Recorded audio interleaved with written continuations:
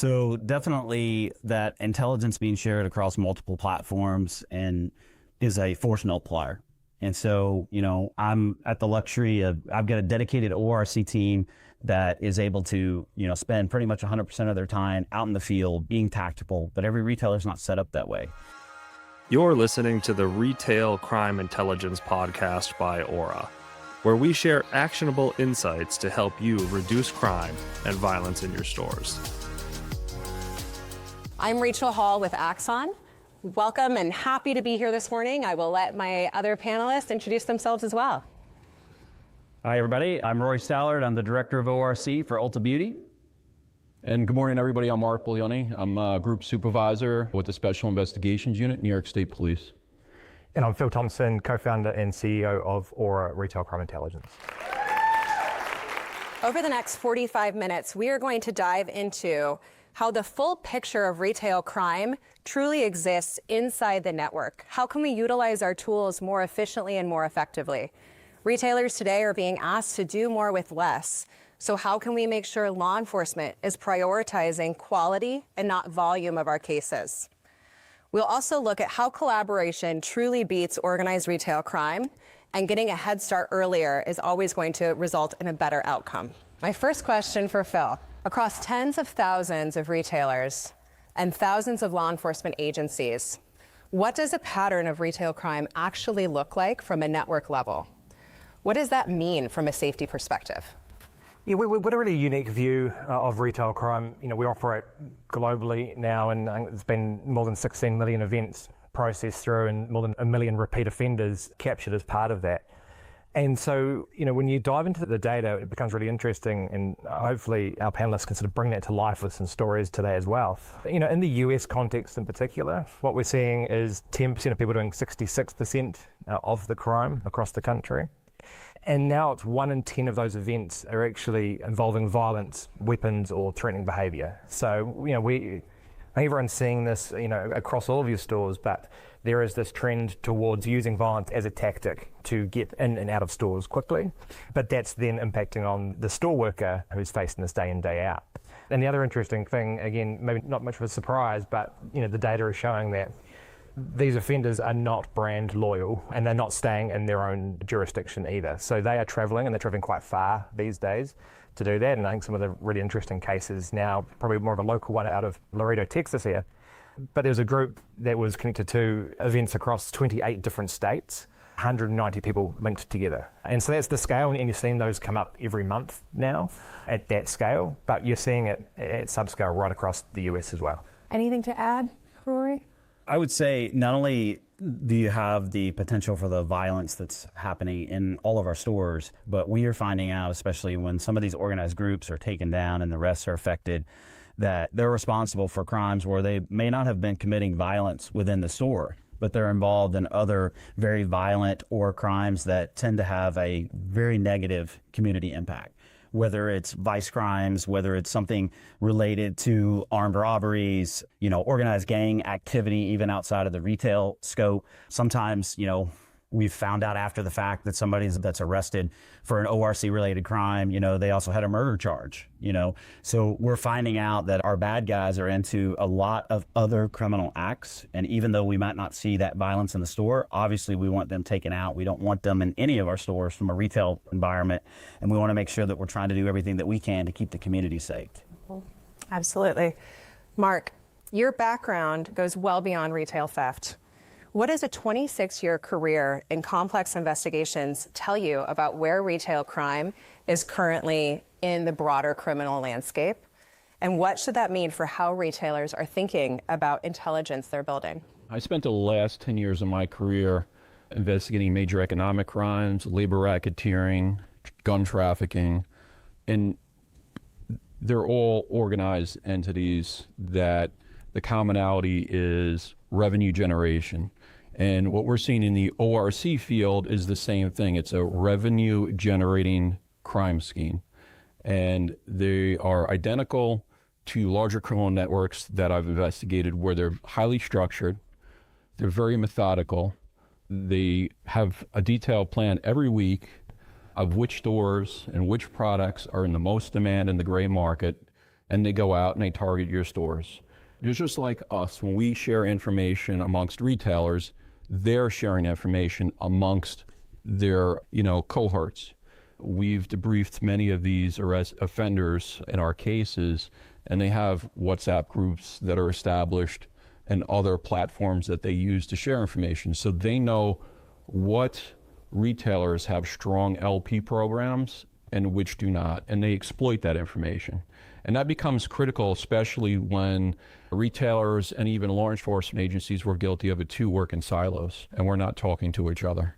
And our greatest success has come from collaboration and breaking down those silos, because ORC is not just a local problem with a local solution. It's a much larger issue.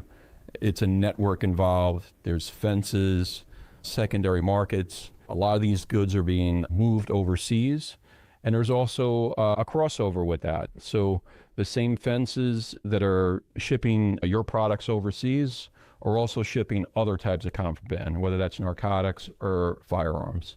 So it's all interconnected. It's crimes of opportunities. And also with retail crime, the profile risk is a lot less. One of the things we've heard from some other jurisdictions is that retail crime is starting to get almost a full team behind it within a lot of these agencies. What are you seeing? So yeah, a lot of agencies in my area are starting to put together dedicated ORC teams. I would say the best thing to do as a retailer to figure out what agencies have these teams set up is connect with your RELA or your local ORCAs. They're a great source. They know what agencies have robust programs and who to call. Thank you. Rory, what are retailers missing, whether they have 20 stores or 2,000 locations, when they're working alone? So definitely that intelligence being shared across multiple platforms and is a force multiplier. And so, I'm at the luxury of, I've got a dedicated ORC team that is able to, spend pretty much 100% of their time out in the field being tactical, but every retailer is not set up that way. So the ORC team at one company may be, one person for the whole company, or it might be somebody that's heavily involved in analytics and they may not be tactical. So they may have a key component of the investigation or some critical intelligence that would help, but they're sitting on it because maybe they can't go do a surveillance. So as that information is shared across the retail network, and Auror is a great example of that, when all that information is feeding into the same case management system, incident reporting system, and that's being viewed and shared by common, collaborators, pieces of the puzzle start getting fit together. And then it's up to the retailers to really make sure that they're not staying in the silos, not only with the intelligence sharing, but as the investigation is being worked. I think, at Ulta Beauty, my team does a fantastic job of taking on a lot of retail partners, and there's so many bonuses that not only does it help the investigation move forward, not only does it make the case a better prosecutable investigation for a district attorney, not only does it enable the collaboration amongst multiple law enforcement partners, but from a business end, it helps my budget. It helps save costs, that I'm not the one that's buying all the equipment that's needed for the search warrant. Maybe one retailer is paying for the storage trailers where we have to seize all the evidence on a fencing case. Maybe somebody else is taking care of, making sure that, we fed the crew that's working that day. There's a lot of those logistical things that come into play with doing the surveillances and then making the seizures of the product that sometimes law enforcement, they're just not equipped to deal with. I know Mark and I had talked about this previously when we had talked that, you might have a law enforcement agency that their evidence room, it's not going to be able to store 3 tractor trailers of merchandise that's maybe seized on a large case. So what does that look like? Where's that product going to be housed? How long is it going to be kept in evidence? And, maybe that thing has to be held for 6 months until the prosecution feels like maybe it can go back to the victim. So there's all those logistical things that come into play, which when you're working in silos, you're now responsible for all of that, which I don't want to be. I don't want my budget to be responsible for all of that. But the big piece is that intelligence that's being shared that's going to move the investigation forward faster, and it's going to be a force multiplier. Just sort of building on that, I think what we're also seeing is historically you've had large retail investigators who knew other large retail investigators who would then collaborate almost offline and do that together. Or you'd know the local officer, or you'd have a connection into law enforcement that you'd utilize yourself. But by democratizing those connections across both the retail industry and also with law enforcement, suddenly you've got retailers with 20 stores who can work with retailers with 2,000 stores because they've got the same offenders hitting both of their stores. And you've got the ability that once law enforcement is, engaged with a case, they're there for all the retailers rather than just one. So you start to have this a shift, and to Mark's point is that building that network is so important on the good guy side because they're already doing it on the bad guy side. Anything to add, Mark? The network view is what is the difference between arresting just boosters or building for us a criminal enterprise case where we're identifying all the boosters, we're identifying the fencing operations, and we're able to tie that in a big conspiracy and knock it out. And that's where we have gotten our greatest successes and had the most impact for the retailers. And post-arrest, that's felt. There's a significant decline in store thefts that have occurred in some of our past cases, and that was, fed back to us. So Auror is a force multiplier, and, if you're a retailer or working in a silo, developing these patterns across one store or multiple stores, you're not really going to get that view. Or and what we're also seeing too with these booster crews is they're cross-jurisdictional and they're a cross-retailer. So when we have a database that we can tap into, that there's input from the retailers, we leverage that data and build really good cases off of it. So that would be the perspective I would advocate to you, is the bigger picture is what we're doing on the back end. And Mark, we'll stay with you. From a law enforcement perspective, what type of case does a retailer need to bring you for that case to get worked? In practice, what does that intelligence need to look like? Does the size of a retailer change the outcome? So I'll be direct on this question. Investigators are stretched thin. Every agency that I deal with, they're at capacity. So triage is real and it's fast. And to make it as a good case presentation, I need solid documentation by the retailers. And what that looks like in practice is I need well-structured reports. I need subjects identified. I need any links to associates if they're working in groups, vehicles, what the merchandise entails, dates, times, locations, and the monetary amounts of your losses.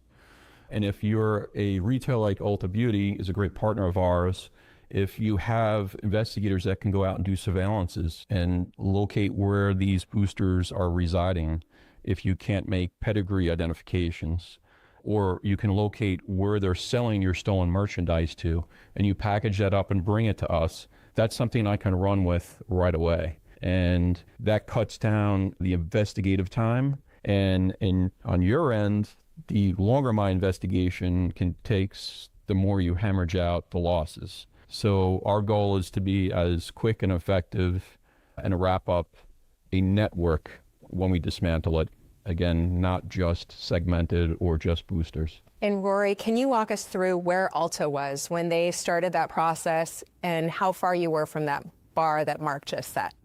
Sure. Our team's been around for a number of years prior to me being enrolled, and we tended to really focus at the booster level. We've been using Auror for a while. We had a lot of great intelligence. Our stores do a fantastic job of reporting the incidents, and we're able to take that intelligence and draw some connections.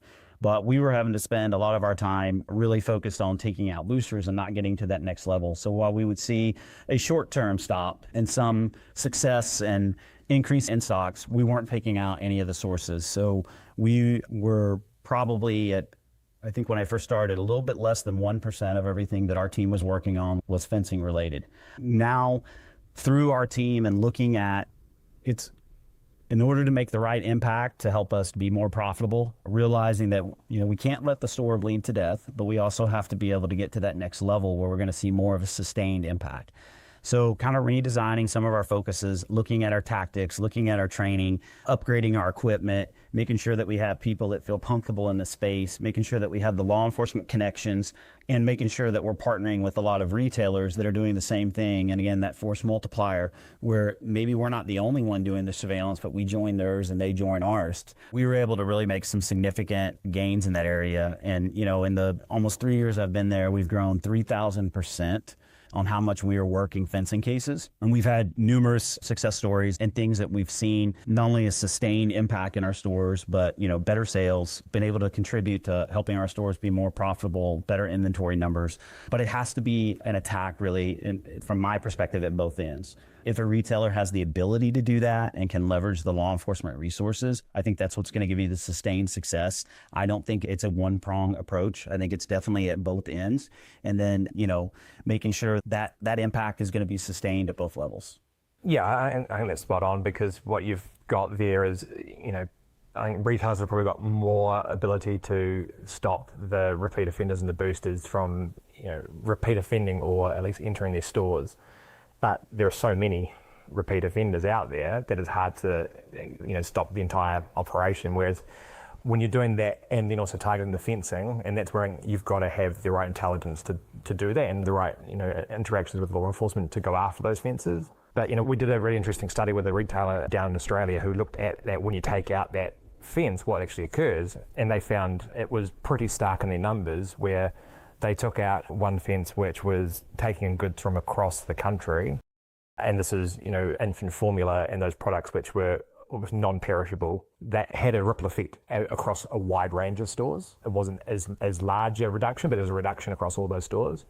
When they took out a fence that was focused on perishable goods, so red meat and those type of products, it was very much a localized effect. They had a massive reduction in those stores in the area who were being targeted for those goods. So again, offenders know where they're selling the goods to when they steal them, most of the time. And so they know who that product is going to. If you can remove that demand for the product, then you can also reduce the supply of that as well. So it's been quite interesting to get both sides of that. Rory, Ulta has 1,500 stores, and the Epicenter, which is your intelligence-powered SOC, which processes events across all of your locations constantly. How does that surface connections your team couldn't find manually, and what ORC cases become visible because of that? Sure. I mentioned earlier, so our stores are not only empowered, we require our stores to report incidents of theft that are happening because we need the intelligence. We don't have all the eyes and ears from an asset protection body count within the stores. We need our stores to report, and our Epicenter does a fantastic job of not only handling other disruptions of business, but sometimes our stores can be overburdened, with activity. If we have an overnight break-in, when they are reporting to the store, they've got to try to, get the repair order in, and they're dealing with law enforcement, and they're trying to get business, back to usual so that we can open up in time for our guests. And so in those types of incidents, plus during the daytime, it may not be possible for our store to be able to break away and give the dedication to put the report in. And that's where they utilize Epicenter. So Epicenter is helping them put those information pieces in that we need, because again, we need that intelligence. We need the analyzation of all the data, the trends, the patterns, even with some of the AI linking and things that's happening in the background now with Auror. If we don't get that good intelligence that feeds in, and Epicenter is a huge part of that. They have a lot of connections with our stores to help drive and make sure that we don't fall into a trap where our store just didn't have time to report it, or I'll report it, but I'm busy, and then all of a sudden it's 5 days later and the incident didn't get reported. So they can lean in with Epicenter to get that help. And then with some of those connections, when we're looking behind the scenes and we're seeing things that are happening across, much like Mark had mentioned earlier, we've got national groups, we've got groups that, our thieves don't know any boundaries. We might be set up by regions or districts, but our thieves don't pay any attention to that. It's about proximity and corridors of travel and ease of access and all these different things that they're looking at. And behind the scenes, that's where that intelligence is in. And sometimes somebody that reports that incident obviously has no idea that this is a group that started in Washington State and they ended up in Texas. But if they don't report those incidents in Washington State, we're never going to connect those dots. And Epicenter does a fantastic job of kind of starting that piece. And then my team hopefully can pick up the pieces and figure out where some of the connections are happening, and then dive deeper into that investigation and then figure out which ones are the ones that we need to take another approach to. You touched on something really important, not only using the Epicenter from a security perspective to call out and report on what's happening, but then also help your operations team become more efficient and back up to your level of customer service quickly. Go through that a little bit more on how you're bridging between those two teams. Sure.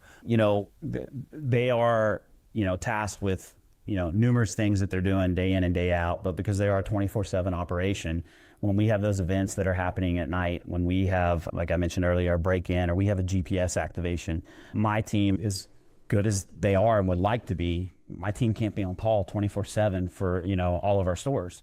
And so because that epicenter is always there in the background and someone is always working, we might have a GPS activation at 3 o'clock in the morning. It's not really a good standard quality of life for my team to always be on call 24/7. But when somebody's working in that epicenter and we've got a GPS activation for an overnight break-in or for a theft event or something that happens, then they're able to kind of be that first source that can handle that and then appropriately partner with my team, and then we can dig in with the investigation. But they might need to be that first point of access to handle the event, for work through the store. And you touched on a great point. We hear day in and day out, how thankful our store associates, our operators are to have that extra resource that, they walk them through the event and, go through series of questions to make sure that things are being handled appropriately, but also just to check on the status and the well-being of the associate. Like, hey, are you okay? Gosh, I'm really sorry this happened. Let me walk you through a few things that you can do. So, hey, let me take care of putting that incident in for you, let you get back to business as usual. We're going to push out mass communication. You don't have to call the 13 people in your area that need to know about this incident. Hey, we're going to push out a mass communication. We're going to let all the stakeholders know what happened.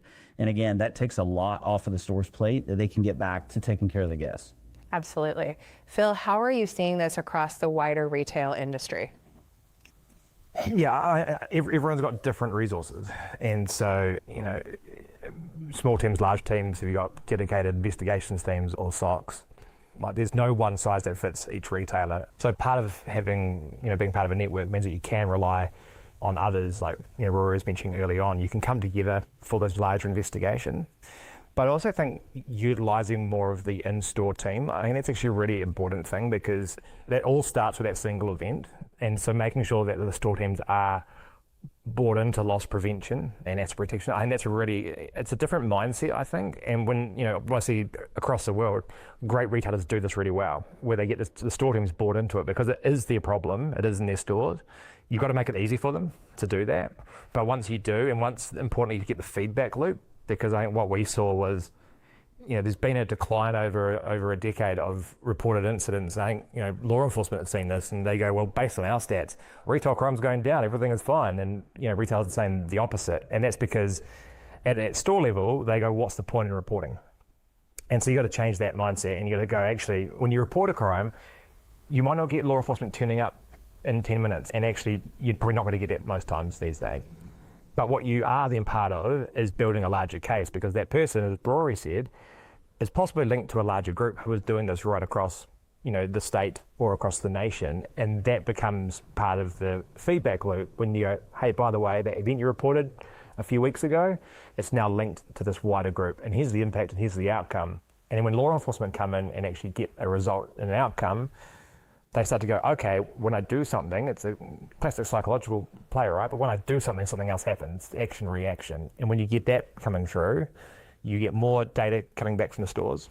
And, if your store in one of the worst areas of the state is reporting a couple of events a year, but they're telling you outside of that they need new security cameras, they need more technology in store, and they've got big problems, you've got to point back at, well, prove it to me. Show me the visibility, and then I'll show you the results that we as a retail head office and home office can do, but then also link you into that wider network. Obviously, AI could be multiple sessions all on its own, but can you touch on how AI is helping surface a lot of these cases?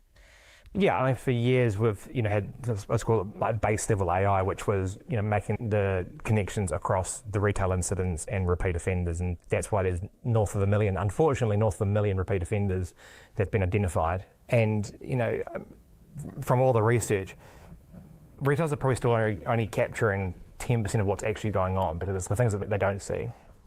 I call that table stakes, is making those connections, but actually it's moving towards how can you use technology to investigate in cases, not just here are the two people that are probably the same person, but actually who are the groups that are now targeting our stores? How can I be alerted that velocity is increasing, that value is increasing, that they are working in a networked way and being smart around that?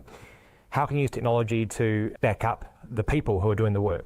Because you can You still want to retain that human judgment over things, but rather than spending hours in an Excel spreadsheet, or more like days and weeks in an Excel spreadsheet trying to make these understandings and connections, how do you surface that to the right investigator at the right time to go and look at immediately? And how do you say, actually, for this investigation or this case, here are the 5 things that are missing, that law enforcement's not going to touch it because you don't have the evidence, you don't have the right information.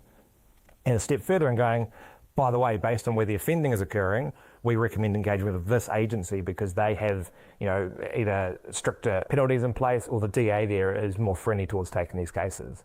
So you start to use it right the way through that entire process. And then longer term, you also say, these days there's so many different technologies that are being put into stores, but it's all a little bit piecemeal because they all are good on their own. But if you've got 10 different systems detecting a possible crime in each of them, and that information goes nowhere, you're not going to get the outcome either. So, our view is, how do you make the connections across all those disparate data points to say, actually, it's the same person who's just pushed the card out the front door in one store, was picked up on self-checkout scan technology in another store. And so you can make those connections across that way. Absolutely. Rory, can you take us inside a real case where the network revealed something that your team couldn't have seen on its own? What did the intelligence picture look like? And how did you know where to focus? And how did the outcome change?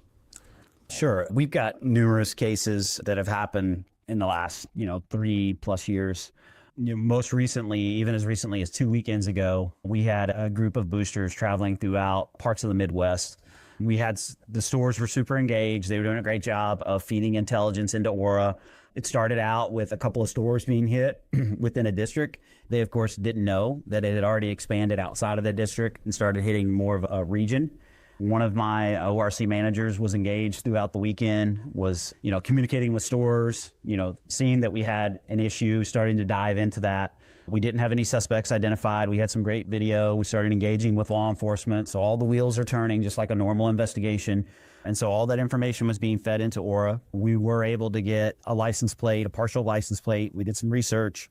That license plate did connect back. We identified the vehicle. We had a potential registered owner. Law enforcement secured a photo. We had a person, we knew who we were looking for. They went and obtained a warrant. We were out doing surveillance. We were trying to find this person before they hit some other stores.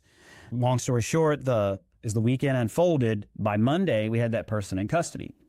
So we were interviewing the person, and we were trying to extract some intelligence from them on where this product was going, what was the fencing location. And because of what was in Auror, we found out, even though this at the time was being treated as a separate event, it connected to a case that we had somebody else in the company that had been working on, that this person was part of about another 30 people that are all part of the same group. That once we fed that information in, and once we were able to see some of the connections behind the dots, had to back up and say, oh my gosh, this is a lot bigger than tens of thousands. This is now hundreds of thousands. And they have been all over the West Coast for the last 5 months. And so that obviously took on a whole different turn with law enforcement. It changed the amount of interest that the agencies were working. It definitely gave us the ability now to hang charges on this person in other states, which afforded that person now the opportunity to start working with us, to give us information on their criminal network and start feeding us some intelligence. So we're still working the bigger part, the fencing organization, and identifying some of these other players that are part of this group. But what started out very much at a very micro level just continued to grow and grow. And because of those connections, it could have been weeks or months potentially that we would even found out that these were connected, even if we would have found that out. Because my team is spread out in different areas of the country. They have different areas of responsibility, and all this happening very quickly over the span of a weekend. Something like Auror gave us the opportunity to connect the dots very quickly and then expand out on the case. Absolutely. Mark, can you talk to us about that exact case from a law enforcement perspective and what your team would be doing with that information? Oh, absolutely. So we had a fencing investigation that we commenced, and we started to work backwards. As we were monitoring the fencing operations, we identified our first crew selling stolen merchandise. We were able to figure out what store that they were, or what merchandise the store came from. And when we engaged with that retailer, their retailer was a siloed retailer.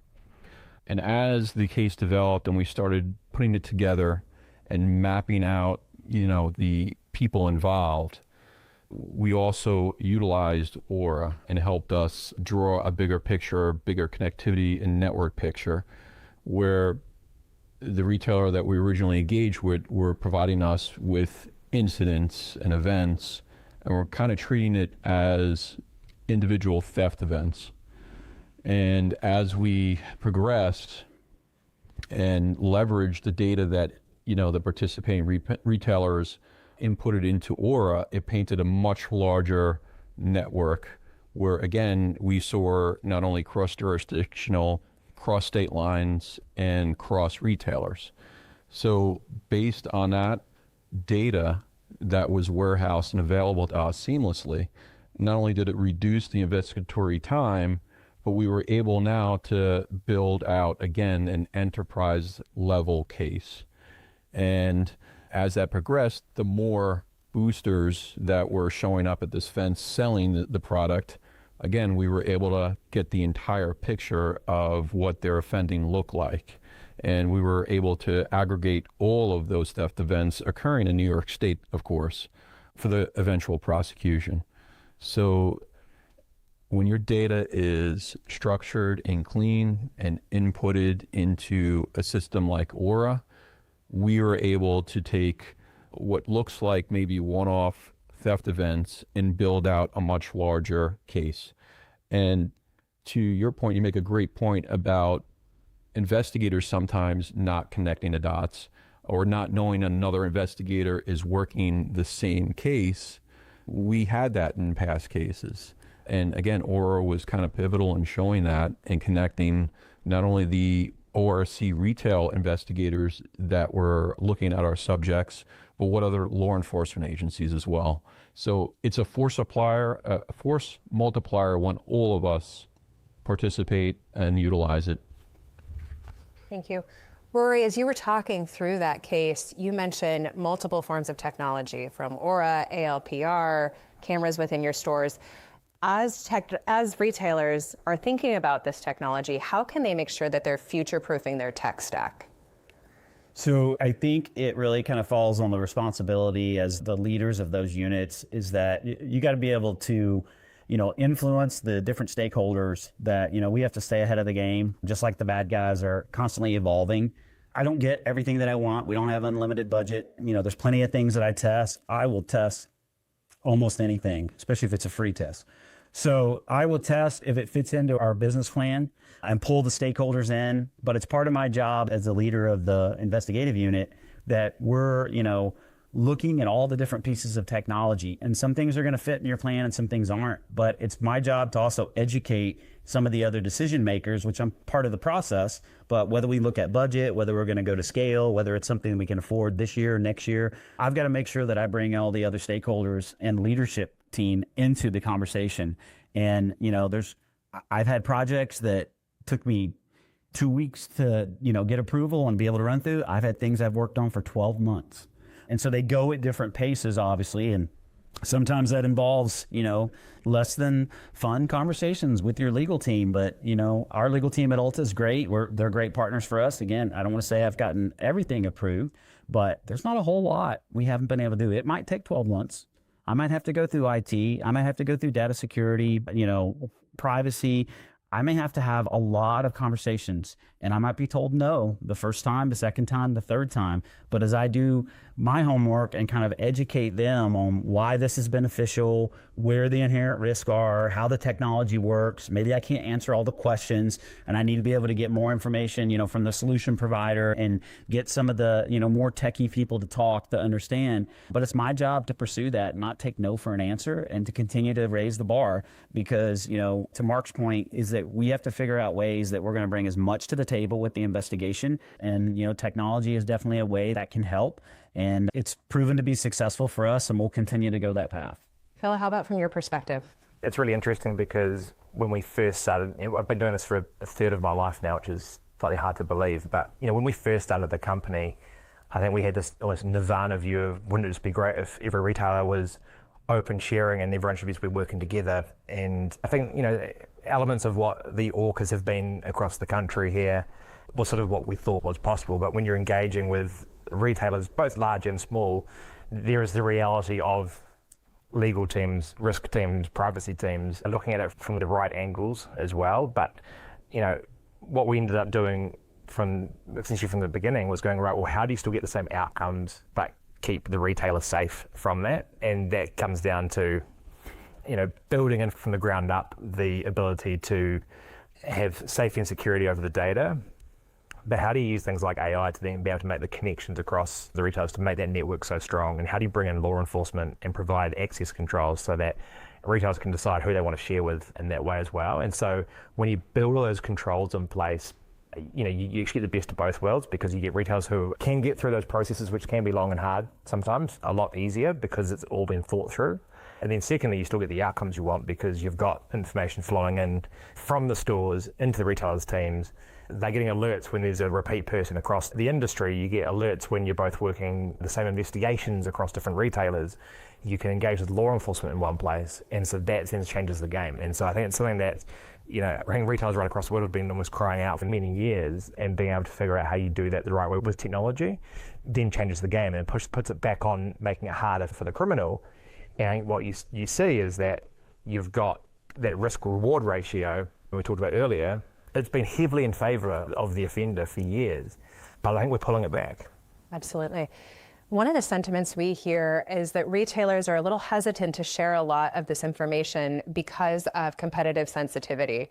Rory, what would you say to some of the retailers in this room? Investigatively, if your team is in a silo and they're not sharing intelligence with another retailer, you are definitely missing out. For a lot of the things that I talked on, not only for the missing piece of the puzzle, but to protect your budget, to really build that network. I mean, I've been doing this for about 30 years, and I rely on so many people in this room and that are at this conference that, I probably do know somebody that I can call. And if I don't know somebody, I know somebody who knows somebody.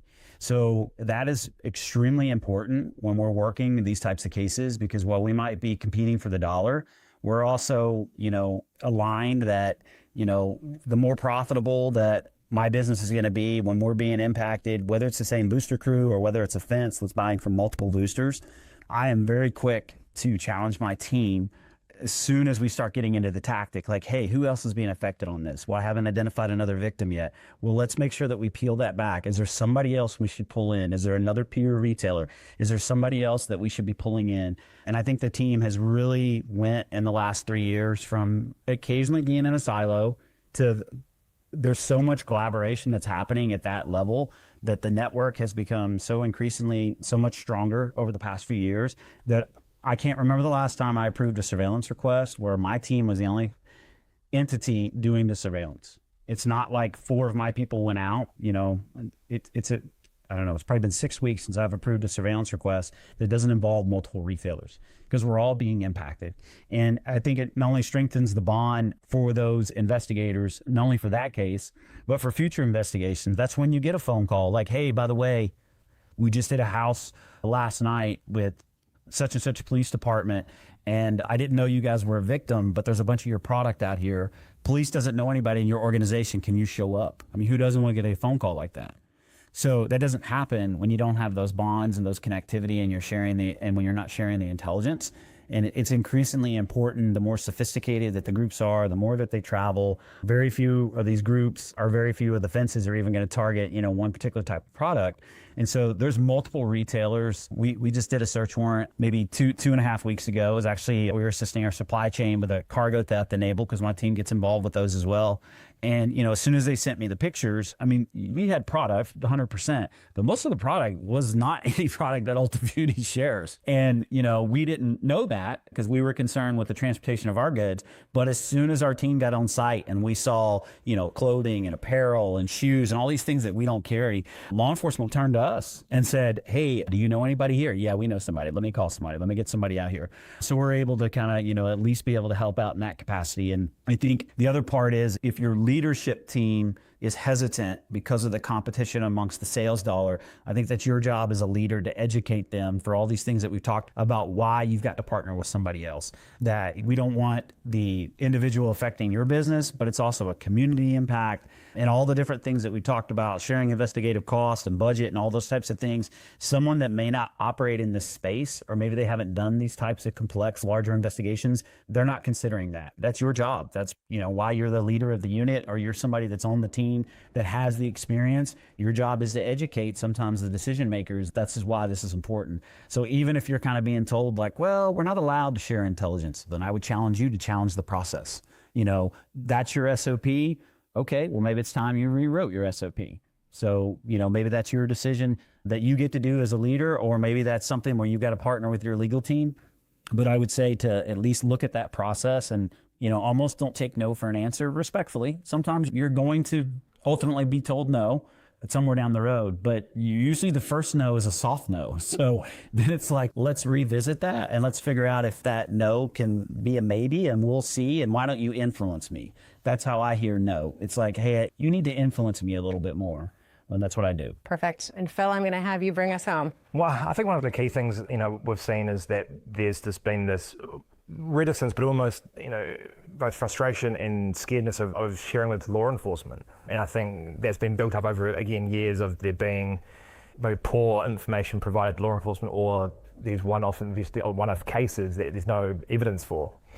And so when you strip that back and go, well, if we share with law enforcement, are they going to turn around and cause, a nuisance to the community, which has happened in the past? But I think what we're seeing more and more of, and this is just one great example, is when you actually engage with law enforcement the right way and you're giving them the right information, they can act on it and they get in these big cases. And again, it's ultimately not just about, retail crime. I think that's been the view of law enforcement for years. It's been, it's just a shoplifting, it doesn't matter. But we're dealing with economic crime. We're dealing with, narcotics and firearms and the like as well. So there's this change happening within law enforcement of going, actually, if we can work the right way with retailers, we can get these much bigger cases and better outcomes, and it impacts the entire community. But secondly, if we can change the way that we have a relationship with retailers and law enforcement require the help from the community and retailers in particular to solve all their other cases, because they need evidence when they're doing homicides and kidnappings and drug investigations that often start in a retail store with someone using their credit card or loyalty card.